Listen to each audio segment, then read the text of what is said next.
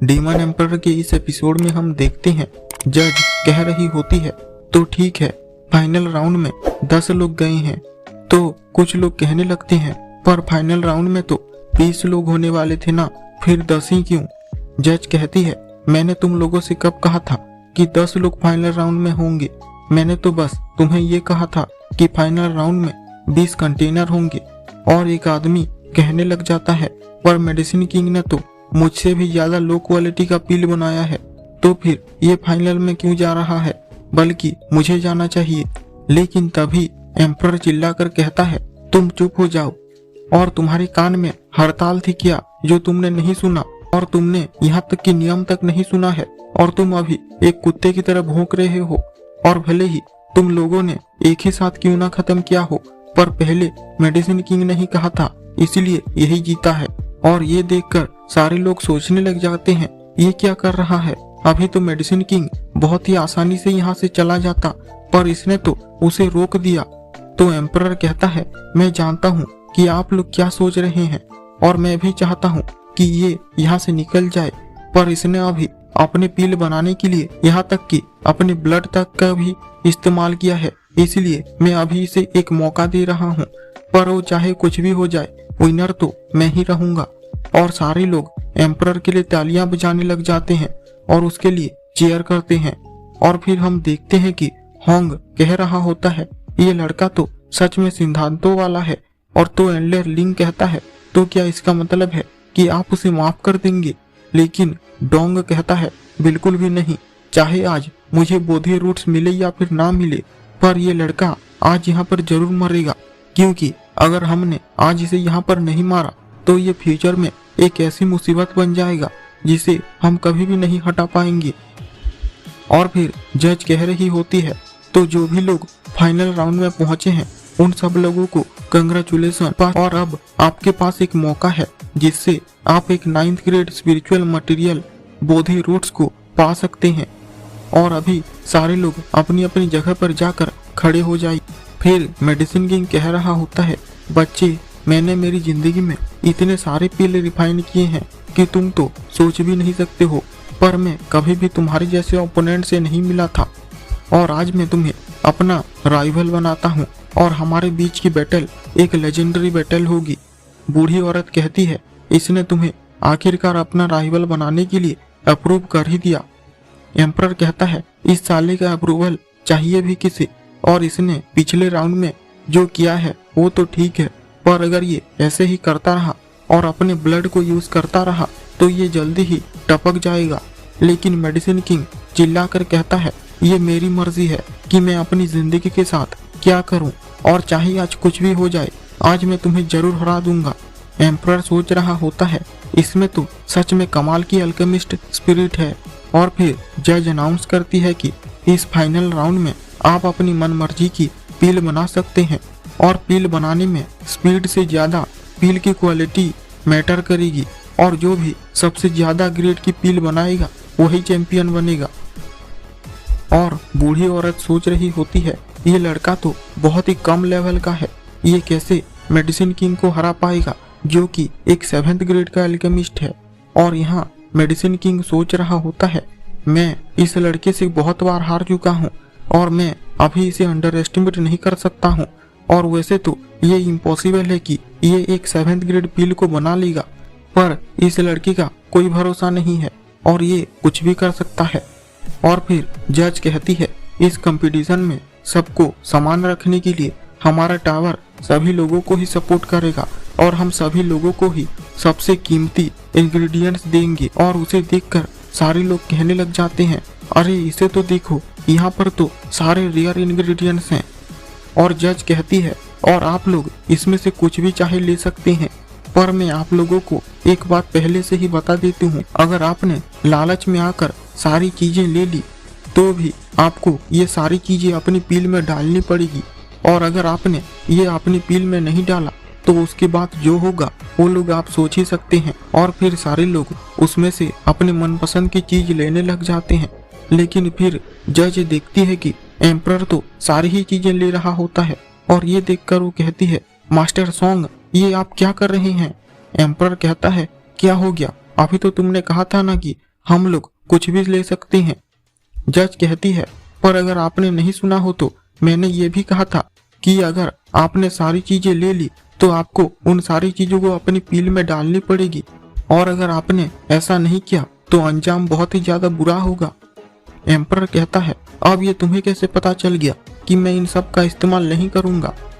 तुम बस देखती जाओ, मैं इन सब चीजों का इस्तेमाल करूंगा। और वैसे मेरी स्टोरेज रिंग इन सब से भर चुकी है, तो क्या तुम मुझे एक और स्टोरेज रिंग दे सकती हो?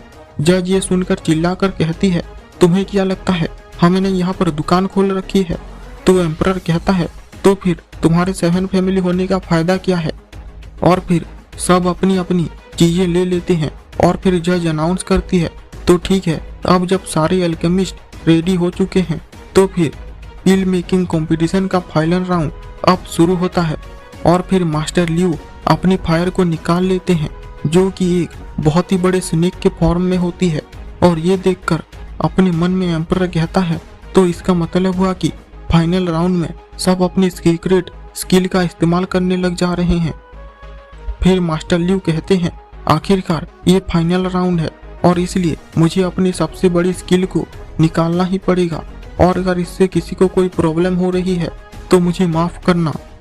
जज कहती है, ये तो एक 4th लेवल का स्पिरिचुअल बीस्ट है ना, और आपको ये इस्तेमाल करता हुआ देखकर लगता है कि आप सच में मेडिसिन किंग बनने के लिए कॉन्फिडेंट हैं। मास्टर लियू कहता है, तुमने बिल्कुल ही सही कहा, मेडिसिन किंग बनने के लिए सिर्फ फ्लेम की जरूरत नहीं होती, उसके साथ ही रिफाइनिंग करनी भी आनी चाहिए, और मेरी इस फ्लेम के साथ मैं उस रिफाइनिंग को बहुत ही जल्दी कर सकता हूँ और मेडिसिन किंग बन सकता हूँ। और फिर वो जोर जोर से हंसने लग जाता है और उसे देखकर लोग सोच रहे होते हैं, आखिर ये नमूना यहाँ पर कहाँ से आ गया है। और फिर यान फू भी अपनी स्किल को दिखाता है, जो कि एक बहुत ही बड़ी ब्लू बर्ड की फॉर्म में होती है। और ये देखकर मास्टर लियू भी बहुत हैरान हो जाते हैं, और ये एक 5th लेवल का स्पिरिचुअल बीस्ट होता है। और यान फू कहता है, तुम तो पहले भी मुझे हरा नहीं पाए थे और अभी तुम मेडिसिन किंग बनने के सपने देख रहे हो, और तुम्हें लगता है कि पूरी दुनिया में सिर्फ तुम्हारे पास ही एक स्पेशल फ्लेम है। जज पूछती है, आपको ये 5th लेवल का स्पिरिचुअल बीस्ट मिला कहाँ से? यान फू कहता है, ये मेडिसिन किंग पैलेस के सबसे टैलेंटेड अल्केमिस्ट को इनाम के रूप में दिया गया है। लेकिन तभी ही वहाँ पर बूढ़ी औरत भी अपना स्किल निकालती है, जो कि एक पर्पल कलर की बहुत ही बड़ी बर्ड होती है, और जो कि एक 6th लेवल स्पिरिचुअल बीस्ट होता है।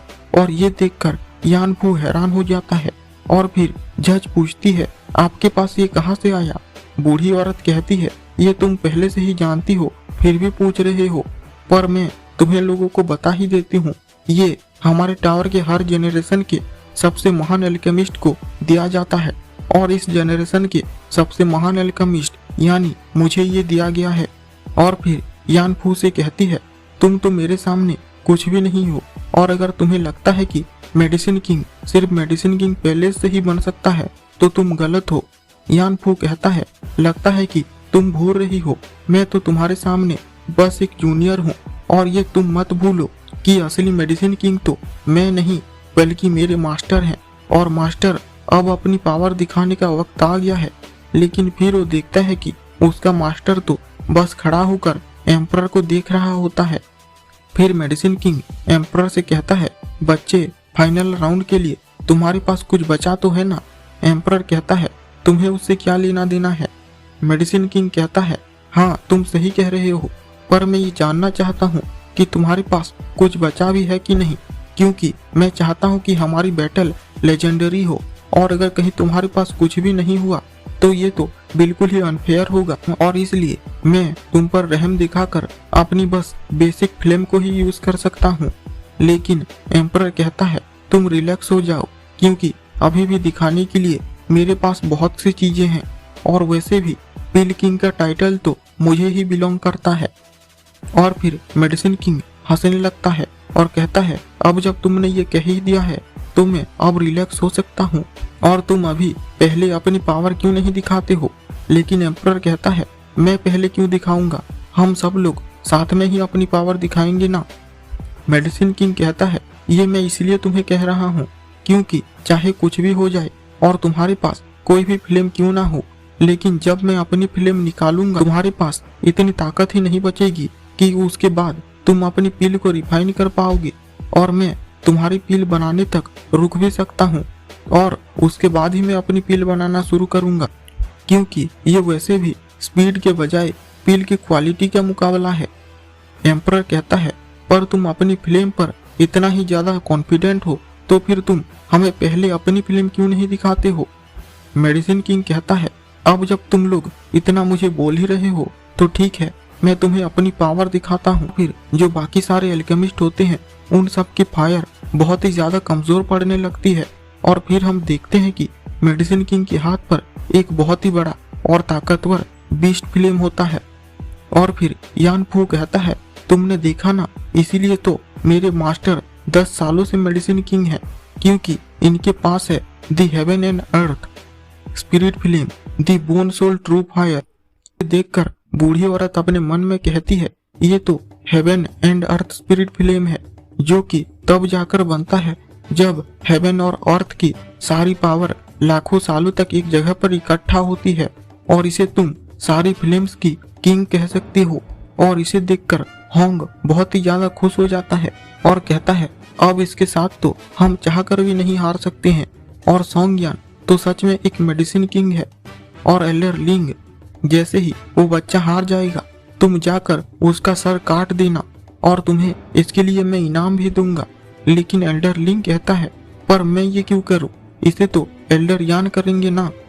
होंग कहता है, अगर ये उसने किया तो फिर से सुई उसके बीच में आ जाएगी, और मैं फिर से उससे लड़ना नहीं चाहता हूँ। और तुम्हारे पास इतनी स्पीड है कि तुम उसका सर पलक झपकते ही काट सकते हो, और इसके लिए तुम ही सही बंदे हो। और अगर उसके बाद सुई आई भी तो वो कुछ भी नहीं बोल पाएगी, क्योंकि वो लड़का तो पहले ही मर चुका होगा। और फिर मेडिसिन किंग एम्परर से कह रहा होता है, बच्चे अब तुम समझे ना कि मैंने तुम्हें पहले शुरू करने को क्यों बोला था, क्योंकि मेरे बीस्ट फिल्म के सामने तुम्हारी फिल्म की ताकत सप्रेस हो जाएगी। एम्परर कहता है, पर ये तुम्हारे लिए तो अच्छा ही है ना, क्योंकि इससे तुम उस बोधि रूट्स को पा सकते हो। मेडिसिन किंग कहता है, ये तो सच है कि मुझे वो बोधि रूट्स चाहिए, पर अभी मुझे उससे भी ज्यादा तुम्हारे साथ एक हॉनेस्ट और फेयर बैटल चाहिए, ताकि पता चल सके कि आखिर पूरे एम्पायर का सबसे बड़ा एल्केमिस्ट कौन है। और अगर मैंने तुम्हारी पावर को सप्रेस करके तुम्हें भरा भी दिया तो भी इसका मुझे पूरी जिंदगी रिग्रेट रहेगा। लेकिन फिर एम्परर कहता है, मैं समझ रहा हूँ कि तुम क्या कहना चाहते हो, पर इसकी कोई जरूरत नहीं है, तुम अपनी पील को पहले बना सकते हो। और ये सुनते ही मेडिसिन किंग अपने मन में कहता है, क्या इसकी फिल्म मेरी फिल्म से ज्यादा ताकतवर है, जो ये ऐसा बोलने की हिम्मत कर रहा है। और फिर वो कहता है, बच्चे तुम्हें तो देखकर लगता है कि तुम्हारे पास एक बस 4th लेवल का स्पिरिचुअल बीस्ट ही होगा, और तुम अपने आप को इतना ज्यादा ओवर एस्टिमेट कर रहे हो।